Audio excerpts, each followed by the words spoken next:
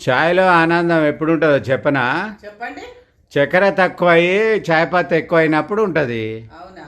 ఆ, జీవితంలో ఆనందం ఎప్పుడు ఉంటుందో తెలుసా నీకు? ఆ, చెప్పు. భర్తలాగా కాకుండా స్నేహితునిలాగా ఉన్నప్పుడు ఆ, జీవితంలో ఆనందం ఉంటది. అట్లనా?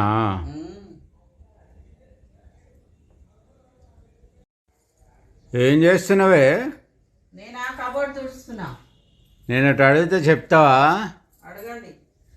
2000 నోట్లు బంద్ అయినాయి కదా, ఆ, నా జేబుల నుంచి తీసినాయని ఏం చేసినావు? అవా ఆ, మళ్ళా నీ జేబులోనే పెట్టి ఆ, 500 నోట్లు తీసుకున్నా. అంతేనా? ఆ,